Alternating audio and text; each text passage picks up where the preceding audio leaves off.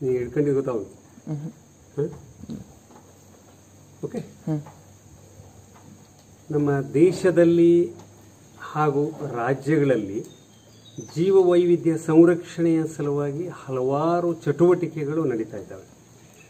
ಯಾಕೆ ನಡೀತಾ ಇದ್ದಾವೆ ಅಂದರೆ, ನಾವು ಅಂದುಕೊಂಡಕ್ಕಿಂತ 100 ಪಟ್ಟು ಜಾಸ್ತಿ ಈ ದೇಶದಲ್ಲಿ ನೈಸರ್ಗಿಕ ಸಂಪನ್ಮೂಲ ನಾಶ ಆಗ್ತಾ ಇದೆ. ಈ ನಾಶವನ್ನು ತಪ್ಪಿಸಬೇಕು ಅಂದರೆ ಇದಕ್ಕೆ ಜಾಗೃತಿ ಬೇಕು, ಅಧ್ಯಯನಗಳು ಬೇಕು, ಕೆಲಸ ಮಾಡುವಂತಹ ಕಾರ್ಯಕರ್ತರು ಬೇಕು, ಕಾಯ್ದೆ ಕಾನೂನುಗಳ ಬೆಂಬಲ ಬೇಕು. ಆಯಿತು, ನಾವೇನು ಮಾಡ್ತೇವೆ? ನಾನು ಪ್ರಾಥಮಿಕ ಶಾಲಾ ವಿದ್ಯಾರ್ಥಿಯಾಗಿ ಶಿಕ್ಷಕನಾಗಿ ಏನು ಮಾಡ್ತೇನೆ, ಹೈಸ್ಕೂಲಿನ ವಿದ್ಯಾರ್ಥಿಯಾಗಿ ಅಧ್ಯಾಪಕನಾಗಿ ಏನು ಮಾಡ್ತೇನೆ?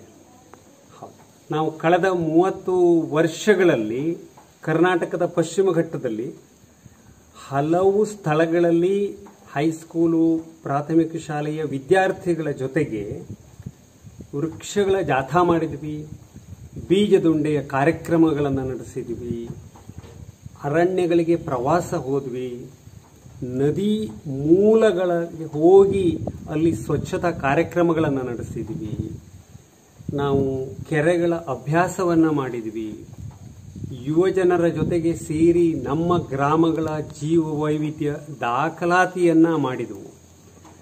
ಹೀಗೆ ನಾವು ನಮ್ಮ ಶಾಲೆ ಹೈಸ್ಕೂಲುಗಳ ಪಠ್ಯಕ್ರಮಗಳ ಜೊತೆಗೆ ಅದು NSS ಇರ್ಬೋದು, ಇಕೋ ಕ್ಲಬ್ ಇರ್ಬೋದು, ಇನ್ನಿತರ ವೇದಿಕೆಗಳ ಮೂಲಕ ಇನ್ನಿತರ ಸಂಘ ಸಂಸ್ಥೆಗಳ ಜೊತೆಗೆ ಸೇರಿ ಸರ್ಕಾರದ ಅರಣ್ಯ ಪರಿಸರ ಅಭಿವೃದ್ಧಿ ಇಲಾಖೆಗಳ ಜೊತೆಗೆ ಸೇರಿ ವಿಶ್ವವಿದ್ಯಾಲಯಗಳು, ಅರಣ್ಯ ಕಾಲೇಜುಗಳು, ಆಯುರ್ವೇದ ಕಾಲೇಜುಗಳು ಇವರೆಲ್ಲರ ಜೊತೆಗೆ ಸೇರಿ ಔಷಧಿ ಸಸ್ಯಗಳ ಸಂರಕ್ಷಣೆ ಮಾಡುವಂಥದ್ದು, ಔಷಧಿ ಗಿಡಗಳನ್ನು ನಮ್ಮ ಹೈಸ್ಕೂಲಿನ ಹಿಂಭಾಗದ ಹಿತ್ತಲಲ್ಲಿ ಬೆಳೆಯುವಂಥದ್ದು, ಇಂಥ ಹಲವು ರೀತಿಯ ಹಸಿರು ಚಟುವಟಿಕೆಗಳನ್ನು ನಡೆಸಬೇಕಾಗಿದೆ.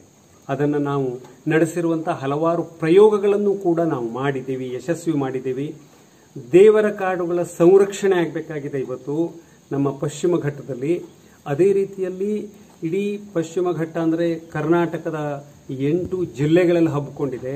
ಆ ಪಶ್ಚಿಮ ಘಟ್ಟದಲ್ಲಿ 22 ಮಹಾನದಿಗಳು, ಜೀವನದಿಗಳು ಹುಟ್ಟರಿತವೆ, 180 ಉಪನದಿಗಳು ಹುಟ್ಟರಿತವೆ, ಒಂದು ಸುಮಾರು 10,000ಕ್ಕೂ ಹೆಚ್ಚು ಚಿಕ್ಕ ದೊಡ್ಡ ಕೆರೆಗಳು ಅಲ್ಲಿದ್ದಾವೆ. ಇವೆಲ್ಲವುಗಳನ್ನು ಉಳಿಸಿದರೆ ಮಾತ್ರ ನಮ್ಮ ನಾಡಿನ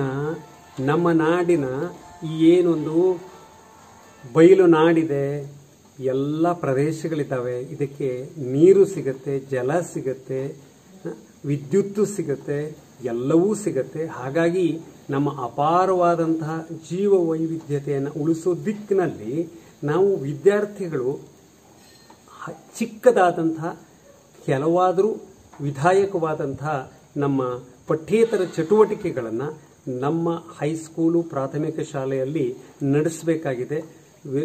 ರಜಾ ದಿನಗಳಲ್ಲಿ ನಡೆಸಬೇಕಾಗಿದೆ. ಪಕ್ಷಿಗಳ ಅಧ್ಯಯನ ಶಿಬಿರವನ್ನು ನಡೆಸಬೇಕಾಗಿದೆ. ಕಾಡಿನಲ್ಲಿ ಪಾದಯಾತ್ರೆ ಮಾಡಬೇಕಾಗಿದೆ.